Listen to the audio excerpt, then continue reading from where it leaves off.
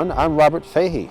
I'm the editor of BurlingtonRetro.com, and today we're at the so-called Nike missile site, which is actually kind of a misnomer, as you'll find out soon.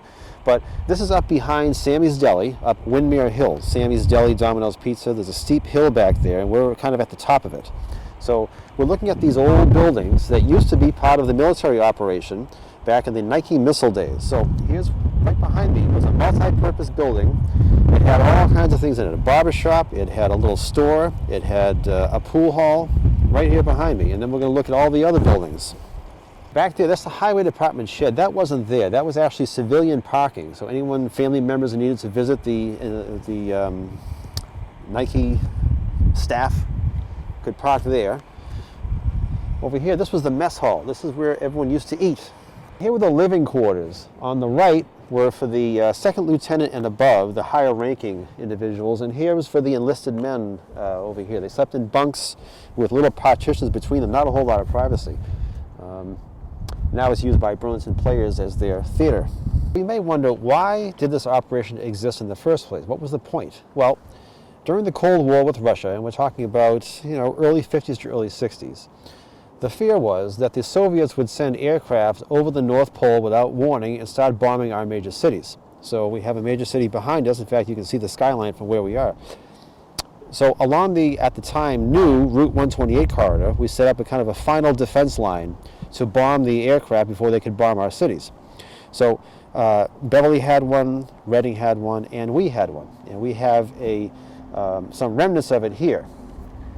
That concrete pad right there had on top of it an acquisition radar system that would send a signal off to the aircraft and determine if it was friend or foe. There was kind of a secret handshake. If a signal came back friendly, then we knew it was nothing ominous. If it didn't come back, it would activate the target tracking radar system over there, and there was a system just like it, looked just like it this way, a missile tracking system. Together they would calibrate and they would send a missile to a target. They could attack about 30 miles away. And then behind you was a control room with a guy sitting there 24/7, and he had the red button in his hand to launch the missiles.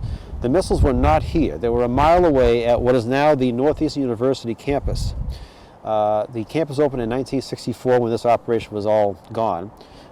But that's where the missiles were. And if you go to that parking lot, you'll still see there's one silo left. It's kind of a grassy island that looks kind of conspicuous in the middle of the parking lot.